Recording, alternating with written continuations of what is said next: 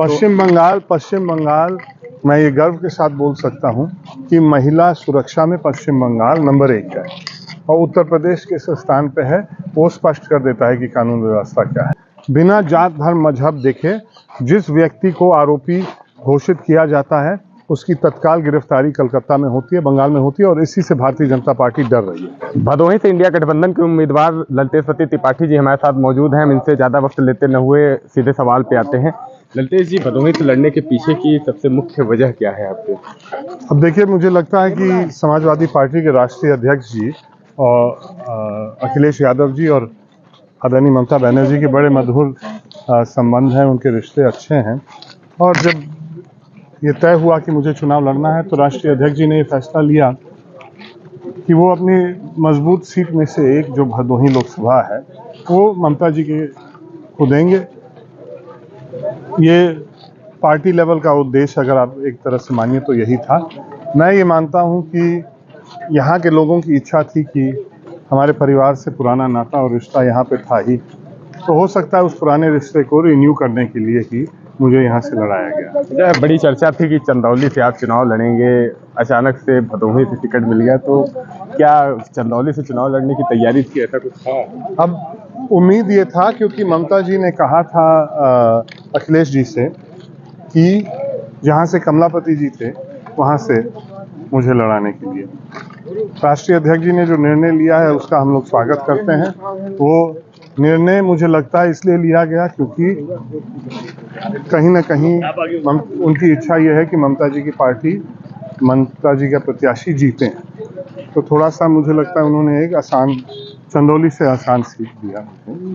अच्छा, जैसे अभी कुछ दिनों पहले आपने कहा है कि आरजेडी, आम आदमी पार्टी, भारतीय राष्ट्रीय कांग्रेस, तीनों की विचारधारा एक है, तीनों एक ही विचारधारा एक जैसे। वो कांग्रेस छोड़ने की वजह क्या रही थी? वो बात अब बीत गई है, वो बात अब बीत गई है।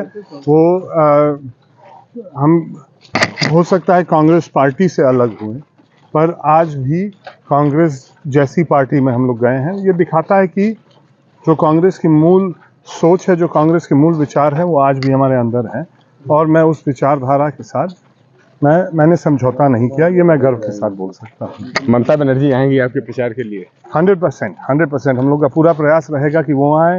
हम लोग का प्रयास रहेगा कि इंडिया गठबंधन के अन्य साथी राष्ट्रीय अध्यक्ष अखिलेश यादव जी आए। ये प्रयास चल रहा है।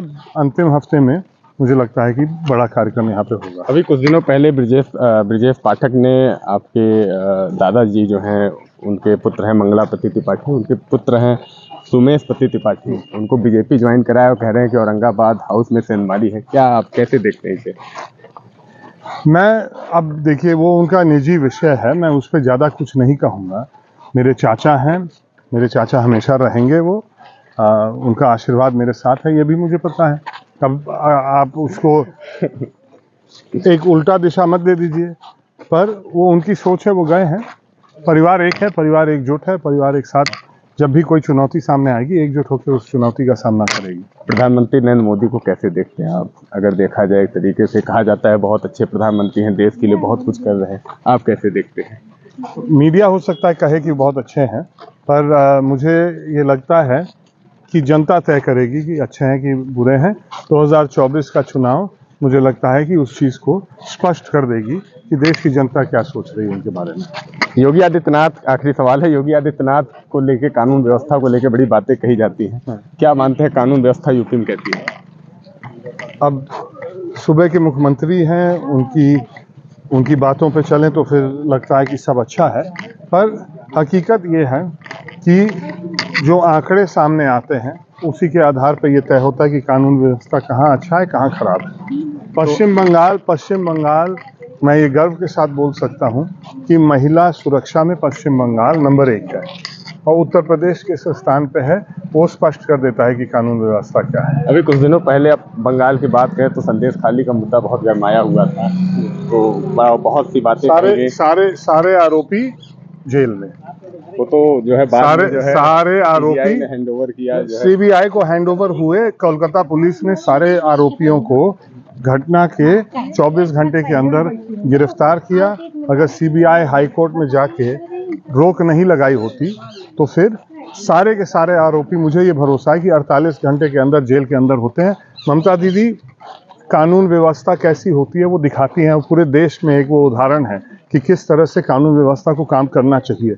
बिना जात धर्म मजहब देखे जिस व्यक्ति को आरोपी घोषित किया जाता है उसकी तत्काल गिरफ्तारी कलकत्ता में होती है, बंगाल में होती है, और इसी से भारतीय जनता पार्टी डर रही है। हमारे साथ बातचीत करने के लिए टीएमसी से भदोही से उम्मीदवार ललितेशपति त्रिपाठी जी थे। उन्होंने बेबाकी से सारे सवालों का जवाब दिया। उन्होंने कहा कि चंदौली सीट से लड़ने के लिए उन्होंने कहा था, लेकिन पार्टी के राष्ट्रीय नेतृत्व का निर्णय था कि भदोही सीट से लड़ा जाए, जो कि उनके लिए काफ़ी आसान है। इसलिए ललितेशपति त्रिपाठी भदोही सीट से उम्मीदवारी कर रहे हैं। कैमरा पर्सन प्रमोद तिवारी के साथ मुकेश पांडे की रिपोर्ट।